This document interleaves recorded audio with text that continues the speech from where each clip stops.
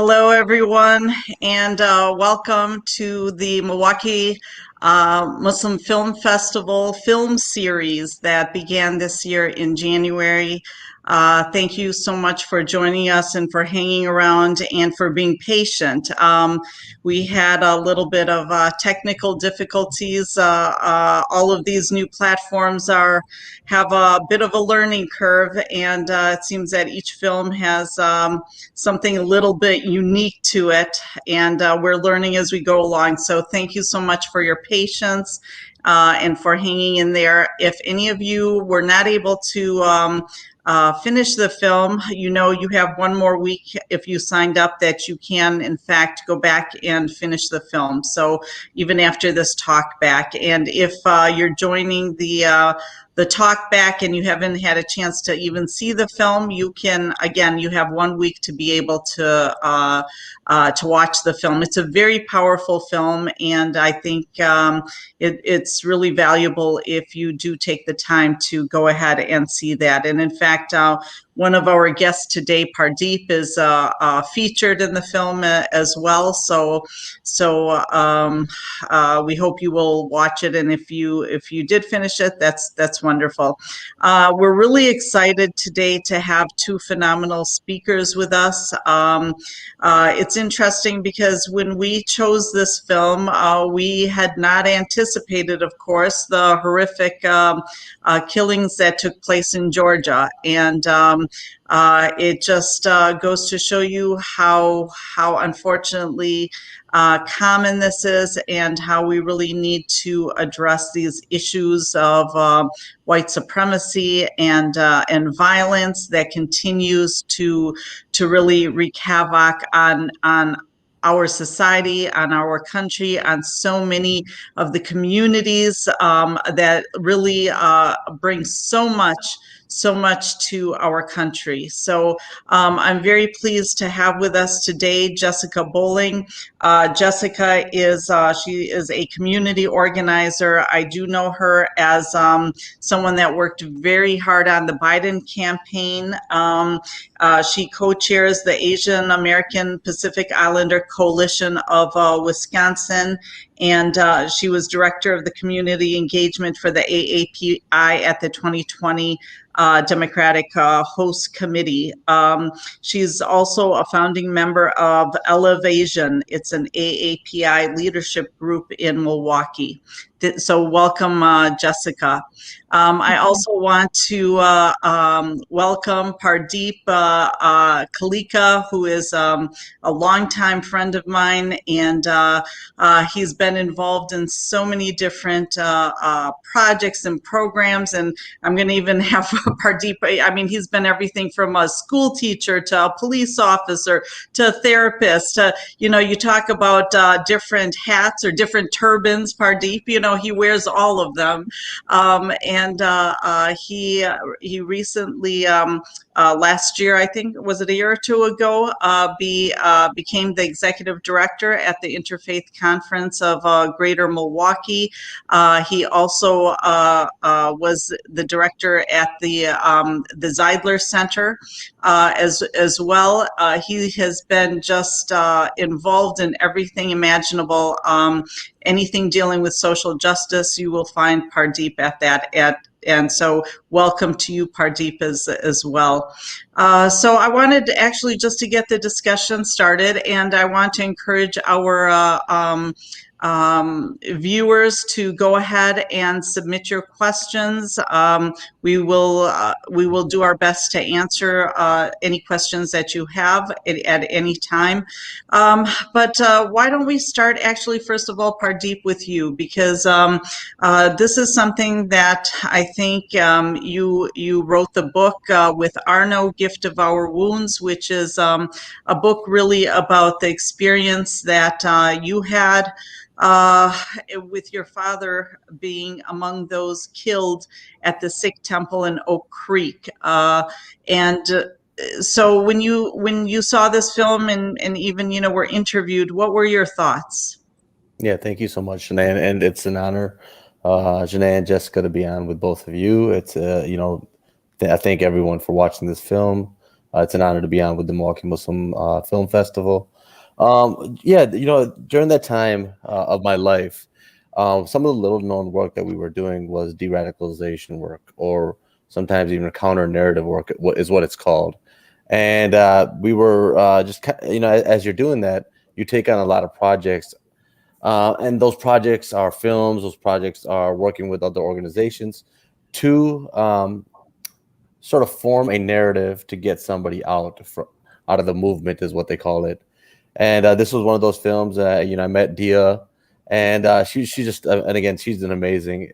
For those that watch the film, she's an amazing filmmaker. She's an amazing person. Her humanity shines so bright. We yeah. So that was part of the ease of working with this film. Actually, was that her charisma, her just who she is, was so front and center in her interviewing methodology. And you can see that throughout the film. She is actually de-radicalizing a lot of these folks, and they stayed de-radicalized. And you don't see that happen from a film project. Typically, you would have a film project, and then the person would just spout off, or they would say something, or be able to say their own thing to try to recruit other young, impressionable people. But this film provided that counter narrative, and she was just like, some people innately have it, and Dia just innately had it, that she was going to ask them questions that was going to make her humanity front and center. And she changed a lot of those folks. Now, a lot of those folks did have some underlying issues, and some of that was substance abuse, some of that was just a mental illness, some of that was radicalization from a very young age, poverty, all these other things. And I'm not trying to provide excuses for their behavior, but she cued in on those even off camera, and kind of was like, hey, I know that you hate Muslims, but do you hate me? Would you kill my family?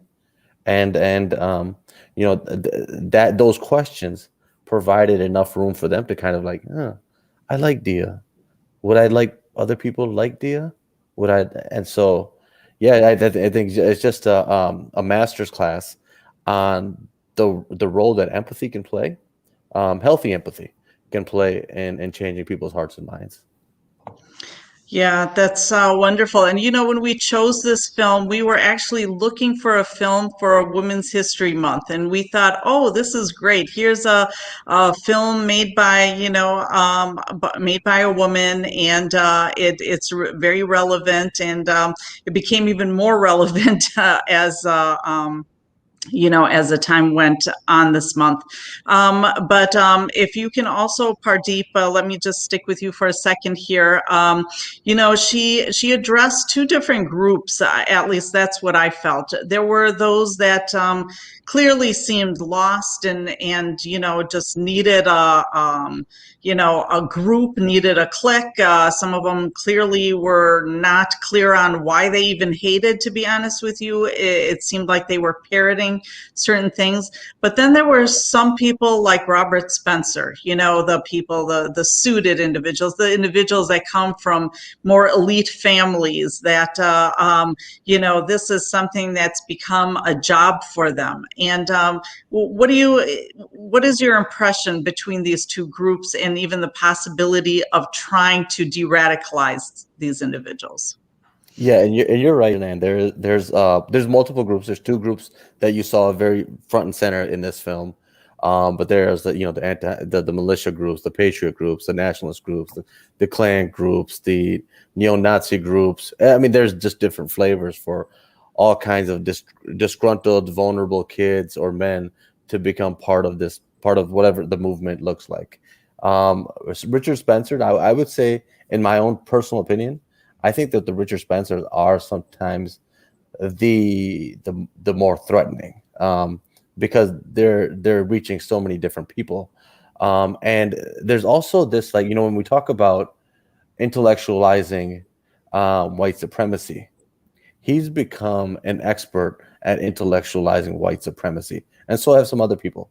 And a lot of times, media sources give these types of people a microphone, and a lot of times those microphones can reach large audiences and can intellectualize harm, can intellectualize sort of this nationalistic call that I think the last, not this last, I'm sorry, not this last political campaign, but the campaign before that, when Trump came into office, I think that's exactly what happened. Is that a lot of media started to pick up on the Richard Spencers of the world. There's others outside of Richard Spencer. He's just the main one that became famous. But there's all these like sort of radio talk show hosts and this thing, that thing, and they're kind of, yeah. So I think that all of that needs to be addressed. And so whether it's outright white supremacy, that is, I say this.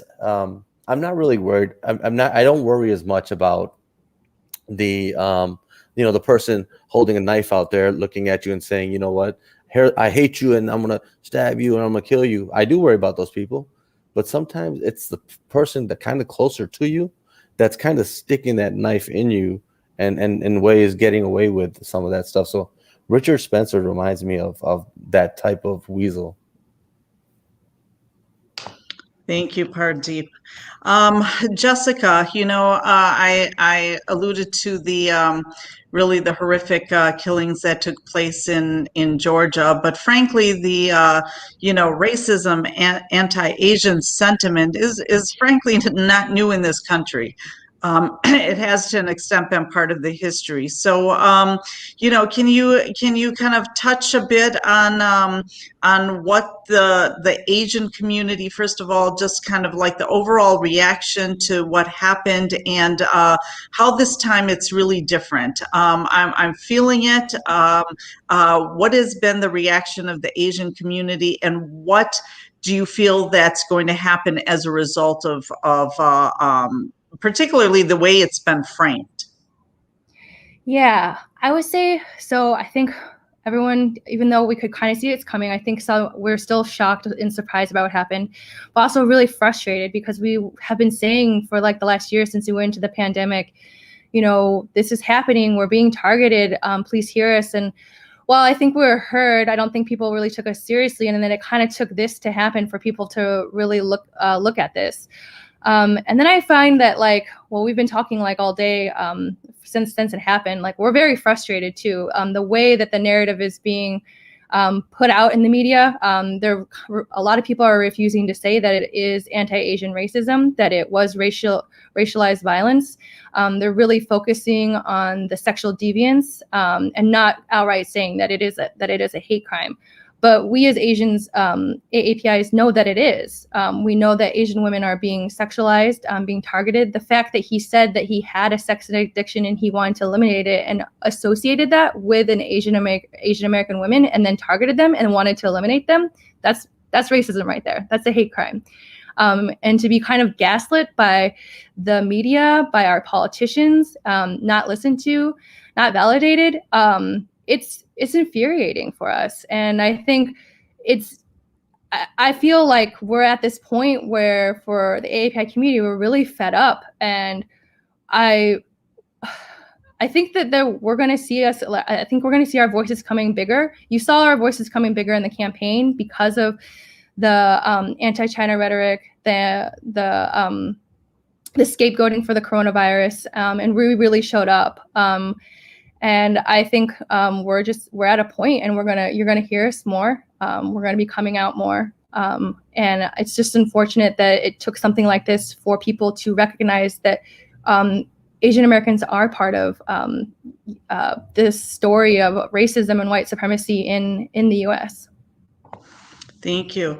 And can you have been, and I know due to the AAPI organization, I know how involved you have been. Can you tell us a little bit more about the organization and, who are the different groups that make up this organization? And, what do you think really, particularly here in Wisconsin, what are some of the goals that the AAPI Wisconsin group aims to do?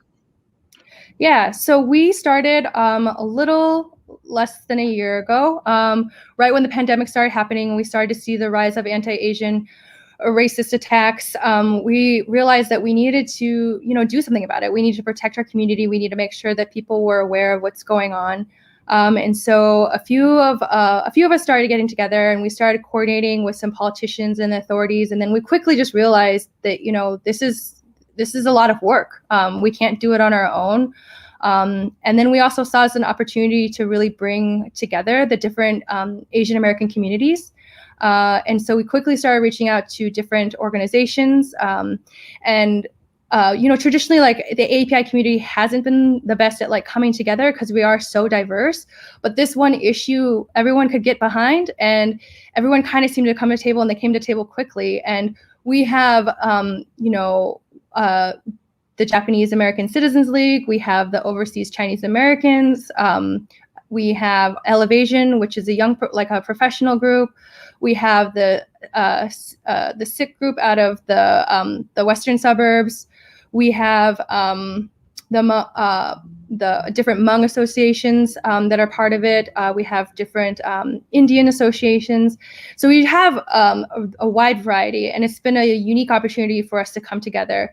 And I think for us, like, we generally haven't been able to own our voice. And I think like this is a chance for us to really step up, come together, and start advocating for ourselves and being heard. And I'm excited about the energy that we've gotten, but we're also learning from each other too, and learning about our different cultures, and really creating these relationships with each other, and creating these bonds. Like, I've been so lucky to get to know Pardeep and you, Janan, through these opportunities, and I just feel like we're really creating a community that's needed here. Thank you. And I think, that is something that probably as a community for so long, a lot of times, particularly when you have groups that have a significant number that are immigrants within that group, everyone sort of sits in their own bubble, they want to preserve their culture for their children and all of these things. But I think that what has become clear over the past 4 years, especially, and then with many of these incidents that have been taking place, is really the importance and the commonalities that exist to actually come together as a strong coalition. And Pardeep, what do you think? I mean,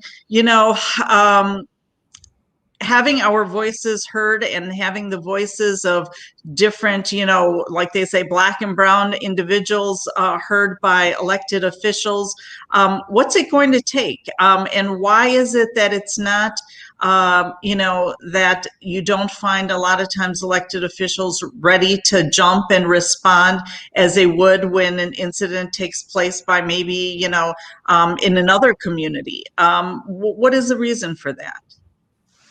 Yeah, no, that's a great question. And I think that sometimes racialized violence against certain groups can be better politicized. To be quite honest, for somebody to say, okay, you know what, against this group, I understand that it's racialized violence, and this group I have to question it, or in this group I have to qualify it. And I think that there's a lot of what has happened in our history that informs that.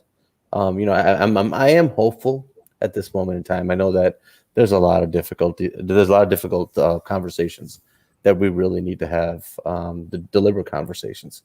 And I think we talked a little bit earlier about having a curriculum that intentionally takes on some of these difficult conversations about our nation's history and comes to grips with, we are a white supremacist culture. It is so embedded inside of us that it's become subconscious to the point that somebody can go and kill 6 Asian Americans and all of them Asian-owned businesses, and even so subconscious that person doesn't know that they're doing it, and so subconscious to our nation that they question whether it was even a race crime or a hate crime or something like that. I think that those conversations need to happen on how racism and hate really show up, and they show up in lots of different ways. Over the years, I've also had the fortunate opportunity, because of what happened at the Sikh temple, to travel to different towns and municipalities and places, small towns all over America. And I've seen that some of those towns are starting to take up conversations. And it's at the same time, the demographic in those towns are changing too. So we're having these conversations. The demographic is changing a little bit. And so there's a need to have those conversations, because if you go forward without, if the demographic starts to change faster than you can have those intentional conversations, then the likelihood of a hate crime happening increases. But if that town or municipality can come back and say, okay, you know what, we understand and we're going to navigate the change rather than just try to stop it from happening. Change is inevitable. But if the town just actually starts to embrace equity and the changing of a culture, then people could be much more safe. So I think I'm hopeful for that. I'm hopeful that we're having discussions around what this looks like, feels like, and what we can do about it. I know there's a lot of work that we need to do, and I'm just honored to be in the trenches with yourself, Janan, and the work that you do, Jessica. Honored to be in the trenches with you, Dia. Again, I'll tell you another small little anecdote about Dia. And when she did this film, she was pregnant with her child, and she was at that camp that you all saw. And this camp, she's there, and she doesn't tell her film crew, because at that time, this was just an idea, and they didn't have the funding, and they started to get the funding as it started to go forward. But she's at this camp with all of these white supremacists and neo-Nazis. And one of the neo-Nazis comes up to her and says, don't film me. You better not film me. You better not catch me on camera. And she's like, that's no problem. We're not going to catch you on camera. I'm just going to film the people that gave us authorization to film them. And he says, if you catch me on camera, I can tell that you're pregnant right now. And she was pregnant. Yeah, I'll kill you and the baby. And that's the level of abuse she had to take to bring this film forward. And so, and we know this. We know that women are putting their lives on the line. We know that, so it's an honor to honestly to be in the trenches with both of you, with all the work that we all do. Sometimes I feel like I should just shut up and listen much more than I talk. So I'm going to shut up and listen much more than I talk. No, you're always great to learn from. And I think that what I also came away with after watching that film is how brave she was, to put herself in some of those places. But she captured, I think, a lot of things that we're not as familiar with. And so that was really very, very impressive. Jessica, I think that the Black Lives Matter movement, in particular, has really helped to propel and kind of allowed us to sort of, kind of grab onto the capes of some of these other groups as well. Not that our stories are not important in itself, but of course we know the African American movement has, and the African American community has really suffered tremendously. Historically, we haven't always seen the Asian community and the African community work together. Have you seen changes? Does it seem like things are changing? I feel like things are changing. I feel like as Asian Americans, we are a lot more aware of the model minority myth, and that we are under this white supremacist system that pits us against each other. And we're trying to move past that and work together to dismantle it. I think within our group, as you know, Janan and Pardeep, we're very conscious of that, and really are working to look at our own anti-Blackness that exists in our Asian communities. And we know that it's deep-seated, and it comes from different aspects from the different histories of the different Asian cultures and immigration stories of coming here to the U.S. But I think, it's something that our coalition is dedicated to working and creating more relationships and working together and showing up for each other.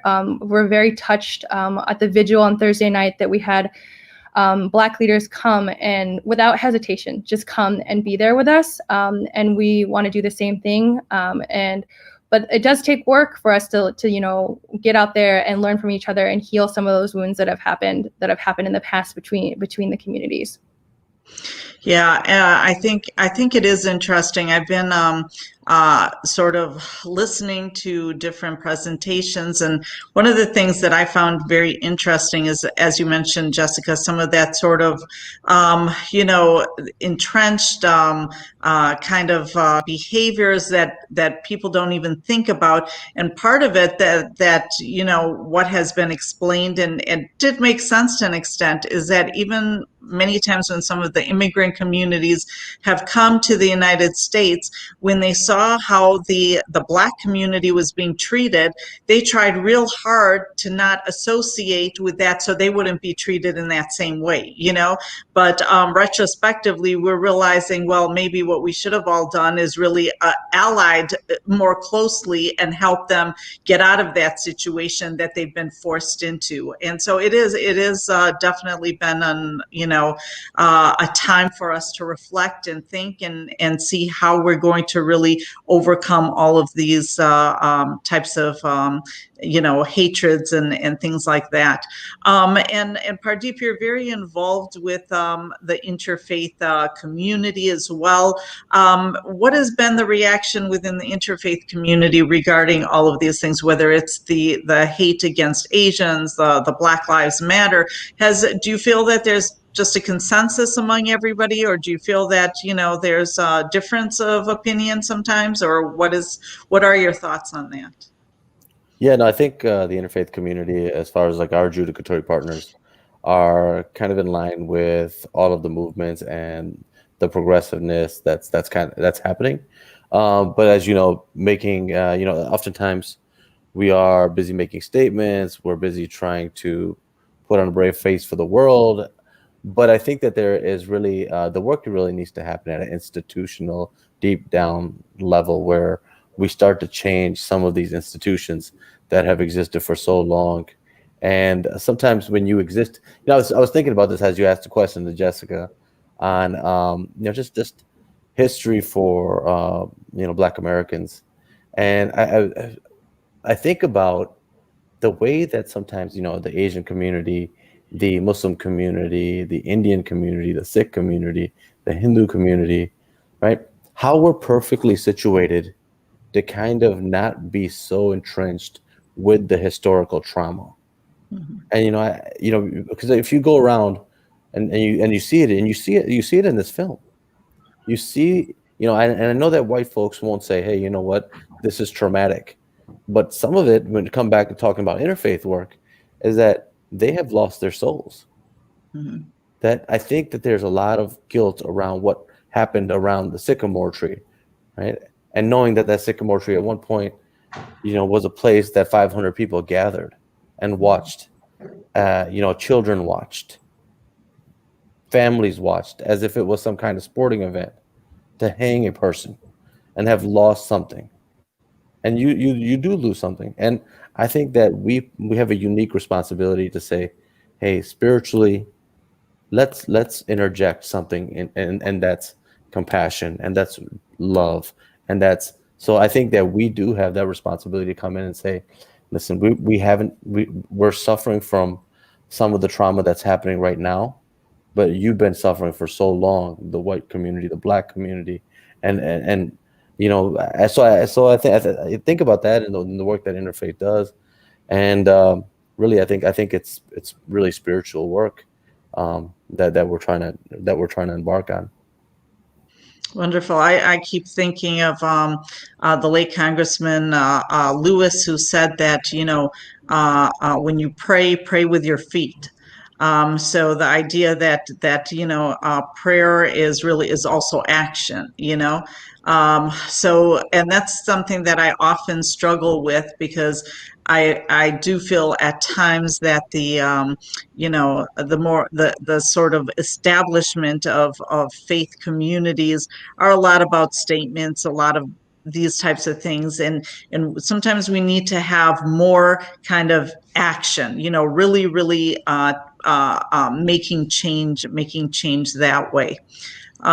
So definitely, but I think these are all really good points. I want to remind the audience that you can put your questions in the chat, whether you are on YouTube or whether you're on Facebook, and we can have our guests answer your questions. I know they're wonderful just to listen to. So Jessica, where do we go from here? After the last 4 years that I think have been really difficult for many individuals, particularly again the Asian community, Muslim community, Black community, almost every other community except one particular community, and kind of to move forward and to heal and to try and bridge that polarization and divide. I just don't know. At times I think about it and I think, how do we overcome such a wide divide that's been established? And so with the work that you're doing with AAPI, and I know that you're working on things also in DC, do you have some thoughts on that? Yeah, I think for the AAPI community, for us, I think a lot of the moving forward is, recognizing where we land in this our role in racial equity and what that looks like, and then really owning our voices. We've been really at this point just fighting to get representation, but I would really like to see us, start to make demands and not just take the breadcrumbs that we can get just to get our faces there, but to be like, no, we want power, we want influence, and we want this to happen. But then I also want us to be able to start to work together, not just in coalition with each other, but with other non-white communities, and hear from each other, learn from each other, and then find our commonalities and be able to work together to dismantle this white supremacy culture and system. And that's where I see a lot of it coming forward. I think now that things are kind of out in the open, that we're seeing that we're having these commonalities, that we have this sort of shared trauma, and that we can work together. And then we do have our white allies that are, really can't ignore it anymore, and are now doing the work and want to be there and want to learn how they can work with us. And so I feel really good about that. I will leave the reaching over the lines to the white supremacist and what that looks like to Pardeep to talk a little bit about. I, was really touched by the film and really amazed with the director and her ability to reach these men. And that's not something that I had really thought about, to be honest with you. And so it's something that I want to kind of push myself. What Pardeep said about, the thing is, if we can't see ourselves in someone like these white supremacists, that's kind of the problem. And I can, it's almost like humanizing them for me in a way. Like the director helped humanize Muslims for them, but she helped humanize them for me. And so I think exploring that more. But I'm going to leave that to Pardeep to talk a little bit more about that. Yeah, that is a great point. She did. There was some points in the film where you literally you kind of felt sorry for some of these individuals. They seem to be such broken individuals, and I do wanna also reiterate what you said, that there are definitely lots of white allies. I mean, you cannot group people. We're talking really about the white supremacists and the people that just that support them and encourage them, and that's something that we've been dealing with. So we do have some questions that we want to ask. But Pardeep, do you want to give a comment regarding, because you have worked with some of these individuals and going and speaking in some of these rural areas, maybe you've encountered some viewpoints. So how do we move forward? I think that's so first and foremost, I do think Jessica's right on as far as humanizing somebody is definitely for you. It's something that you can take away and say, okay, Wade Page, the shooter in our situation, one time he was a boy. He was a boy that grew up in this country. He was once a baby, believe it or not. He was once a baby, once a boy, once a teen, once This, and he lived life like the rest of us. He wasn't a monster.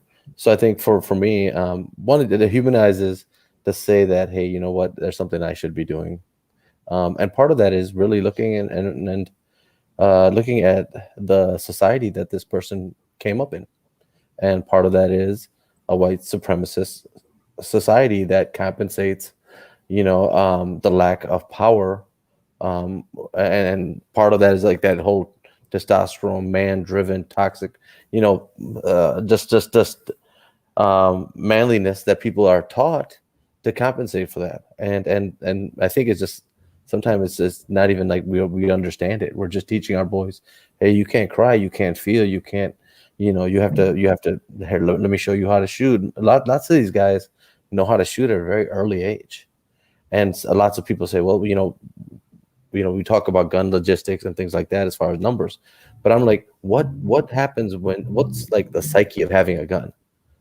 I've have had my share of firearms and have done my share of shooting, but I ask people when I'm working with them, even clients, I'm like, what is the psyche of having a gun? You feel like you can end your life right now. You feel like you can end somebody else's. At some point, you start to believe that, hey, you know what? I don't have to deal with my problems that are facing me right in front of me. And a lot of times, these guys have some very just proximal problems that are right in front of them. Their life is falling apart. They're not so happy. Their marriage is not going so well. And they're really bad at handling rejection. So I'll put all that together, and they want to create a society where they can reject the people and have them take the blame for everything that's going wrong in their life. And so yeah, we've been able to reach across the aisle with some people, but I'll tell you, you also have to be kind to yourself. You have to know your limitations. And my limitations are I can reach a person in a certain place. Maybe like Arnold's limitations is he can reach another person. We all have different. This is why we work as a community. There's some people that are not going to go into some and get the really, really violent, 1% out. That's not going. But a lot of us can do the other work, and so we lean on each other and then do that other work. And I think for me, I always have to balance the two. Counter narrative work and anti-racist work are two different things, right? Anti-racist work is much more systemic. Anti-narrative work is you don't want somebody to go off and kill a bunch of people. And so in anti-racism work, there is a lot of rejection of these types of things. But anti-narrative work, that rejection can fuel somebody to go be violent towards people. And so oftentimes in my life, it's like the balance of the two. And I'm saying, okay, like, and then in a way, I'm like, cancel culture is healthy because that person should be canceled. But then you go on the other hand, and you're like, canceling somebody is going to make them not be able to. So you're weighing, and I think that as a society, we need to be more conscious of that. Mass murders have been going up for a very long time. We have the most guns for any country in the world per capita, you name it. There's a slew of ideology that's out there, mental illness, all kinds of things that just make this a toxic recipe for people. And as much as, we were planning vigils left and right, there's going to be another shooting that's going to happen. Right now, there's another person out there who's planning to kill people because of the color of their skin, because of the religion they believe in, because of whatever. I want to make sure that we have a society that's able to stop that from happening. Great. Sandra has a question, and it also, it's kind of a little bit about, I think what we were talking about, but I think, in the film, really, the solution that Dia seems to kind of project is that it really what it takes is for the different sides to get to know each other. And I think one of the most moving parts for me was specifically when she would ask these individuals that she's probably been with for weeks and weeks because she's filming them. And she says, well, what do you think? Someone said this to me. And they literally seem to be upset because, they said, and I found that so interesting. Well, you're my friend. you're my friend. And then the guy at the end too that basically told her that he left the whole movement. And I thought that was really that was really moving. That was something to think about. And maybe it's not the big kind of glorified events that's going to really change hearts and minds. Maybe it's just that one person at a time. But what do you guys think about that thought and with the work that you guys do about really changing hearts and minds one person at a time, maybe? And jump in, Jessica, if you want to. Well, the biggest thing, and this might not be the exact question, the biggest thing that came from me and what Pardeep was alluding to was the toxic masculinity that came from, that this seems to all stem from. And I just and I know they're out there, but just to me, it's just the men just needed to be loved and validated. And it just didn't seem like they were, and they just didn't have a healthy place for their emotions. And it's I want to see actually more men working with men to be able to, to kind of dismantle this masculinity where they can process their emotions well, and that they can feel cared for and be open to these emotions. Because I mean, I don't know how long the director spent with them to me, but it was I can't imagine she spent that much time. But then these people felt almost immediately connected to her, and I know that goes to her personality as well.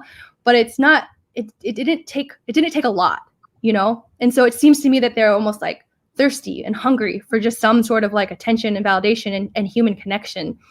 And so I want to say I want to see more work done with men to process that.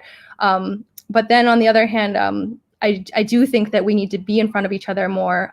And I think I need to think about that a little bit more, because I don't even know I don't even know where I go to even find someone like that I could almost reach out and have this conversation and create these humanizing situations, because we are so polarized at this point where it's even hard for me to even imagine letting myself be in a room with someone for safety. And then getting myself to be open to listening to their side. I think this movie was actually very helpful for me to watch, actually, and I'm really glad that I did. And I'm gonna let Pardeep talk a little bit more about what he thinks about this empathy. I think you're right on. I think that's why you are so wise. That's why I mean, it needs to be men talking to other men. Quite honestly, I've seen it where even just and there's a lot of, so I'll tell you, the news and the media cover the shootings that happen, and so the people that do it, you're like, okay, this happened. A lot of I mean, and there's a lot of them that don't happen. There's a lot of them that never see the notoriety of oh well, and a lot of times.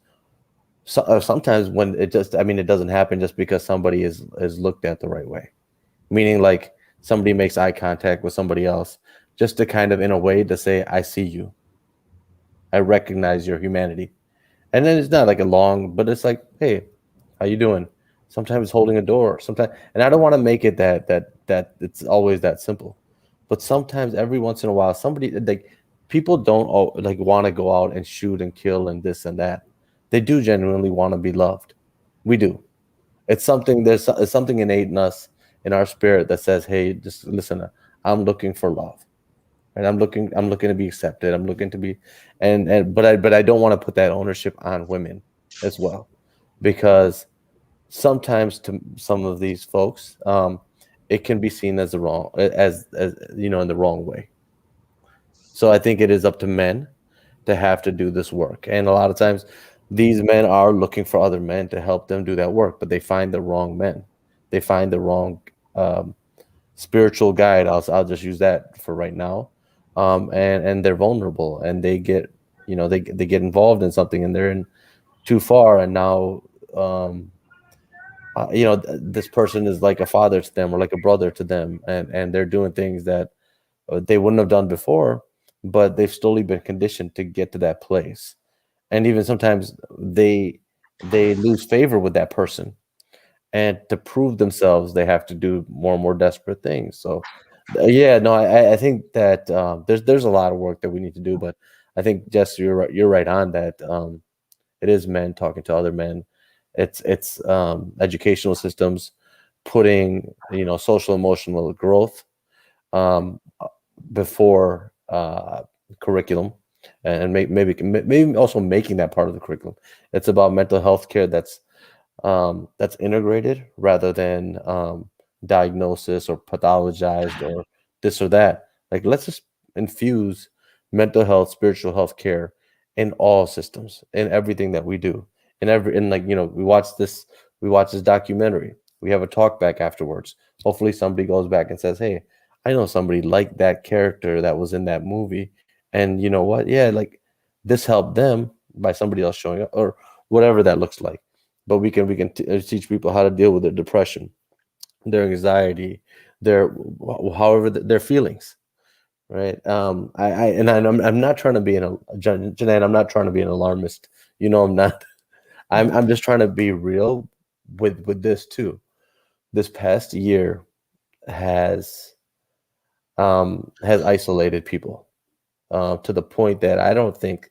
I mean, they're watching things, and people on social media algorithm themselves to a certain place, and the further they go into this like isolation, is sort of like I'm in this computer mindset, the worse that they're off, because they don't know how far they've gotten into. I really do think that intel, and I'm not just advocating for law enforcement or intel, right? But I just think we really need to be careful when we come out of this, as we come out of this, because I think there is a lot of people who are going to be in a state of, they already kind of feel rejected because of the politics of what happened, but their narrative has become so skewed and so isolated, so paranoid, and combine that with other things. I think that we need to do what we can as a society to interject as much empathy and love and care, as we can as we go forward, especially in this next year. Thank you both, and I want to thank you really for staying so late, because I know that we ran over getting the film going, and for those that joined the talk back and didn't catch the film because we started about 15 minutes late, you are still able to watch the film for the next week if you are signed up. And this is part of our Milwaukee Muslim Film Festival series. We're hoping to do one every month until October, when we are really hopeful that we can have an in-person festival. So our actual in-person festival will be in October, and it last year was supposed to be our 6th annual, so this will really be our 6th annual festival. And again, the purpose of the film festival is, again, to promote understanding, to create those opportunities to get to learn about each other, and to have these discussions. Normally, our in-person film festival, we have talkbacks after each film in person, but this is the best that we can do at this time, and we are so thankful for our two fantastic guests today. Jessica Bowling, thank you so much, and Pardeep Kaleka, thank you so much. And Pardeep here, we took him out of his couple of days vacation to come in and to speak to us. So thank you so much for joining us today, and have a wonderful rest of your weekend. And thank you, everyone. Thank you, Janan. Thank you, Janan. Thank you, everyone. Thank Nice to see you, Jess. I see.